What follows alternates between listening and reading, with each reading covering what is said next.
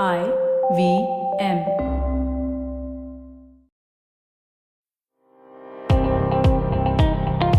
Welcome to All Things Policy, a daily podcast supported by Pragati, a flagship media initiative of the Takshashila Institution.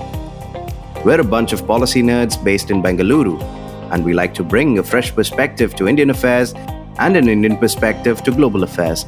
So grab a cup of coffee, sit back, and join us for today's chat. Hello and welcome to another episode of All Things Policy, Taksha daily public policy podcast. Today it's me, Anushka Saxena, and my colleague Amit Kumar from the institution's Indo-Pacific Studies program, and we're going to be talking about the recently concluded session of the Standing Committee of the 14th National People's Congress, China's top legislature. This was their third session for the year, and a lot of significant pieces of legislation were discussed during the two-day meeting. Through this conversation, we hope to throw some light on the details of the meeting and the laws discussed and adopted, and whatever implications they might carry for understanding Chinese domestic and foreign policy in the contemporary context. Welcome to the episode, Amit. Thanks, Anushka. Happy to be here. So let's begin by talking about the breadth of discussions at the NPCSC. Anushka, can you tell our listeners a little about what all happened in the meeting? And before that, what exactly is the NPCSC? Right. So, as I mentioned, the National People's Congress, or the NPC of the NPCSC, is what stands for China's top legislature, the law deliberating body that ultimately has the responsibility for either adopting or denouncing whatever draft laws may be presented upon their table. And the Standing Committee is the leading body that conducts these deliberations and sessions and ultimately signs off on all of the laws adopted or denounced. And Chao Lechi is the chairman of the Standing Committee of the National People's Congress. He's also a member of the Politburo, which is the highest leading body of policymakers in the Communist Party of China. And if I come to what happened, what was the breadth of discussions at the NPCSC? So as I mentioned, there were a couple milestones and elaborate deliberations on significant pieces of legislation. And some of these include, of course, the now infamous and widely discussed foreign relations law, rather the draft patriotic education law, the creation of a barrier-free environment law, and also a proposal to designate 15th August as China's National Ecology Day. And all of these deliberations happened between 26 and 28 June. And on 28 June, some of these legislative actions were passed as well, right? So we saw the foreign relations law getting passed and coming into effect very soon after that on July 1. And the draft patriotic education law is still under discussion. And we also saw that the draft decision to designate August 15 as China's National Ecology Day, the purpose of the day being enhancing public awareness, actions to protect the ecological environment, so on and so forth, also getting ratified. And we also saw that the barrier-free living environment law was passed, and it's supposed to come into effect on the 1st of September. And the purpose of this particular law is to make policy and public spaces more disability and elderly friendly. And so this would include promoting a kind of domestic development in which there are elderly friendly renovations, barrier free education for the disabled, including voiceovers, large characters, braille, so on and so forth. And this also has a new interesting provision on barrier free versions of labels or instructions for consumers. And ultimately, this could also be seen as a contribution to China's quest for expanding consumption. I mean, maybe correlation does not mean causation, but we could see some positive effects there. And of course, the foreign relations law and the patriotic education law, which we're going to be discussing further in the conversation, were kind of the mainstay of deliberations after the 2-day session. We also saw that Wang Yi, the director of the Foreign Affairs Commission Office of the CPC Central Committee,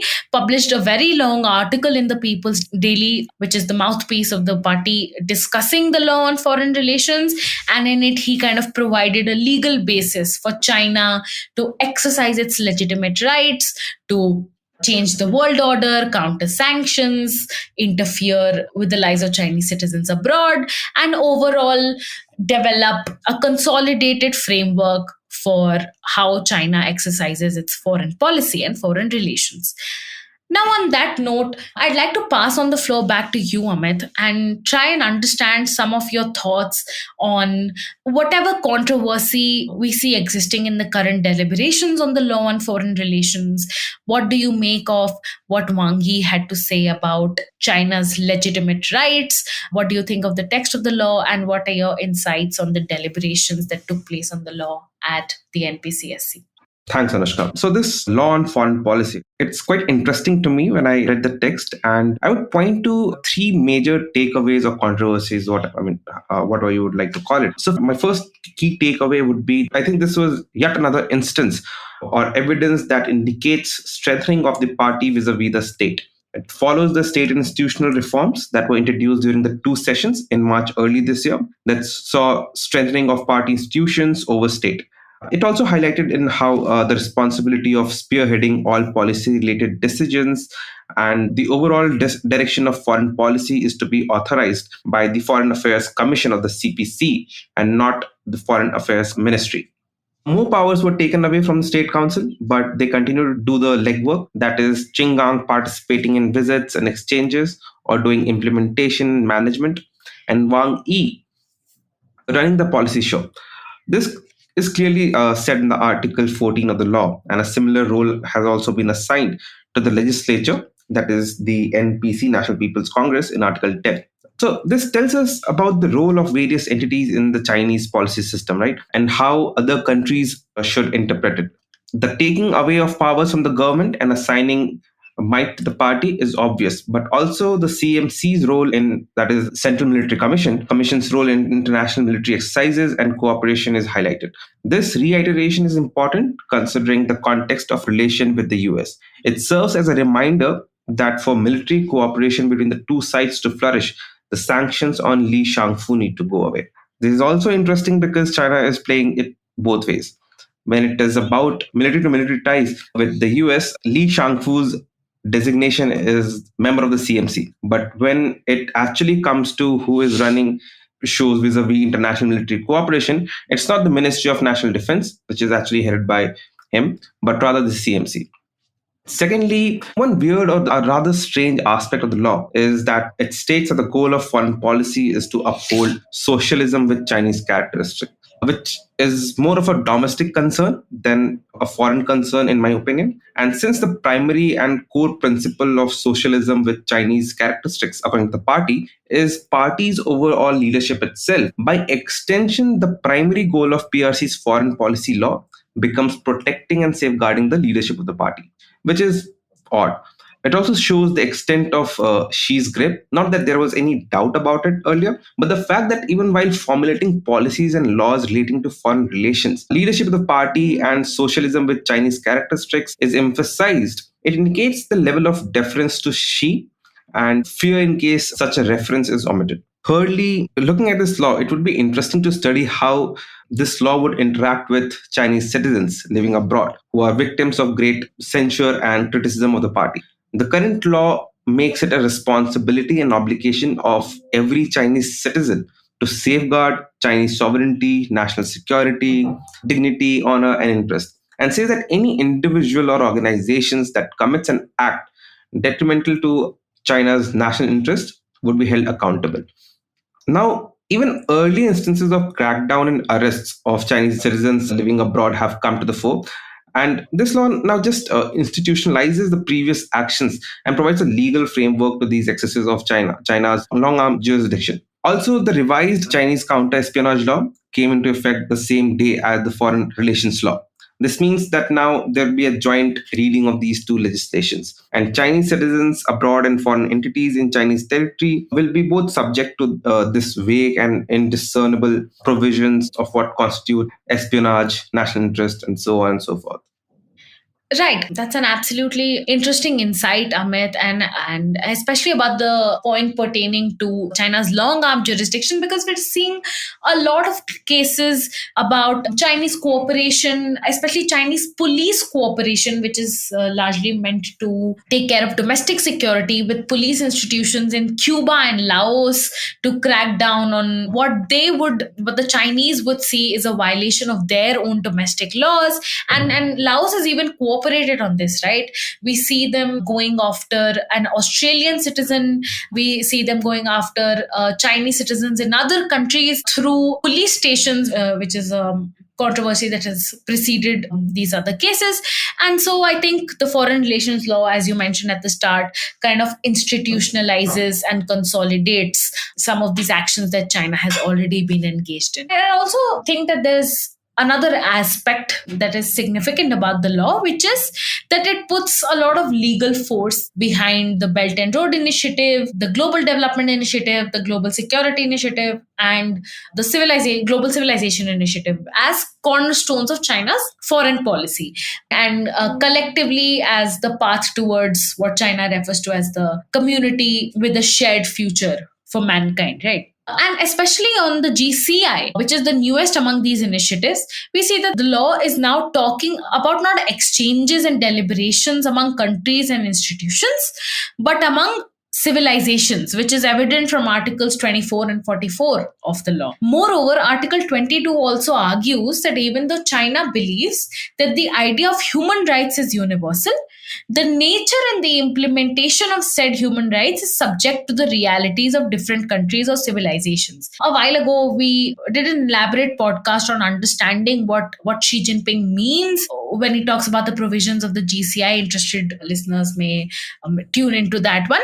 But essentially, what this is telling is that a joint reading of the GCI and the foreign relations law means that all countries, all regions are their own civilizations, and all human rights, no matter how they are interpreted by these individual civilizations, have to be respected and promoted, which could mean anything from Taliban's idea of women's right to China's idea of human rights vis-a-vis the Uyghur Muslims.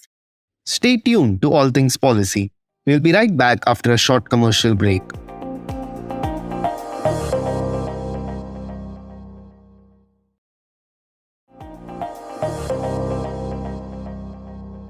So coming back to you, Amit, what do you think about the other significant piece of legislation, which is the Patriotic Education Law? Of course, we understand that it serves the purpose of indoctrinating love for the CPC. It's been introduced for the first time for review at the NPCSC session, and usually it takes 2 to 3 readings for a law to be passed by the NPC. So we can see what happens with the law and the deliberations during the next session. But would you have any preliminary thoughts on the draft text? Yeah, so unlike the foreign policy law, this patriotic education law has yet not been adopted. Still, the government has invited public comments on this law, and it needs to be seen how the final draft comes out. But yeah, as the name suggests, this law seeks to strengthen patriotic education in the new era, and to pass on and carry forward the spirit of patriotism. This is what the first article of the patriotic education reads. It also seeks to carry out patriotic education among all the people, cultivating and enhancing the attachment of the Chinese people to the great motherland. And lastly, it seeks to ensure adherence to the guidance of Marxism and Leninism, Mao Zedong thought, Deng Xiaoping theory, and the theory of three represents, the scientific outlook on development, and lastly, Xi Jinping's thought on socialism with Chinese characteristics for a new era. And it talks about unifying love for the nation, the party, and socialism. But while this law speaks of unifying love for the nation, party, and socialism, and in that order, when it comes to listing out the components of the patriotic education, it begins with Marxism and Leninism, Mao Zedong thought, Deng Xiaoping theory, the theory of three represents, scientific outlook on development, and Xi Jinping thought on socialism. Secondly, it lists out history of the Communist Party, New China, reform and opening up era, the development of socialism, and the development of Chinese people. The third component it talks about is the Communist Party's great achievements, historical experiences, and vivid practice in leading the people to unite and struggle. So, if you read the components of the patriotic education law, it is clear that there is no mention of Chinese ancient or medieval history. And even the part of modern history that China's patriotic law is targeting is the one that overlaps with the existence and establishment of the CPCs and its functioning. Right. So effectively, and it was expected, it turns out to be party indoctrination under the garb of patriotism, or it feels like patriotism is equivalent. I mean, it gives me a sense that patriotism is here being treated as allegiance to the party. So, and lastly, I like to just mention that patriotism as a concept is essentially a bottom up thing. Like it comes down from the people itself, and it need not be thrust down people's throat as a top bottom approach by the government. So I mean, but yeah, it's the way the CPC functions, and yeah. Right. And of course, like you mentioned, a lot of this was predictable, and this is part of a larger Chinese traditional culture of kind of indoctrinating the masses with an understanding of CPC's history, China's cultural conquests. The Century of Humiliation is a part of this idea, understanding it, reading about it. And of course, what is also interesting is that this law kind of institutionalizes and elaborates on all the entities that are meant to incorporate the idea of patriotic education, adopt it, and this happens between articles 11 and 22. And they say parents have to make sure that children are learning patriotic education at school. If that's not the case, you can report it to public authorities. Of course, as expected, industry groups and chambers of commerce have been instructed to comply with the norms of Chinese patriotic education, and which is again a joint reading of the Foreign Relations Law, the Counter Espionage Law, and this draft Patriotic Education Law now tells you that the severity of regulatory interventionism and policy oriented towards keeping the industry and the private sector in check will only exacerbate, right? There is some sense of paranoia vis-a-vis legitimacy and authority. And of course, both the Foreign Relations Law and the Patriotic Education Law tell these chambers of commerce and enterprises and businesses to make sure that whatever you achieve and whatever you do, it has to be in line with the core values of socialism, with core values of Marxism, Leninism, and patriotism, which, like you mentioned, is conflatable with the authority of the party. Another interesting thing that I found in Article 18 of the law was that they argue that science and intellectualism is important, which of course they've already said with the token heed they give to scientific outlook on development. But then they also say that there is an equally important need to forcefully publicize that China's scientists, technicians, and intellectuals imbibe patriotic education. So no cutting edge industry is safe or free from this idea, and reverence to the party kind of precedes all scientific conquest. And finally, as I mentioned about public security authorities, Articles 36 and 37 highlight that the inability of citizens, industry groups, persons, businesses, personnel, and policymakers who fail to fulfill their duties towards patriotism and patriotic education will be considered criminals in the eyes of the law, and public security administration will be in charge of implementing this. So largely the Ministry of Public Security and the public security bureaus that function at the provincial levels, which again kind of goes to show that if this law comes to pass, we can see a different revised form of crackdown on the lack of patriotism, whatever that can go to mean for the CPC. Right.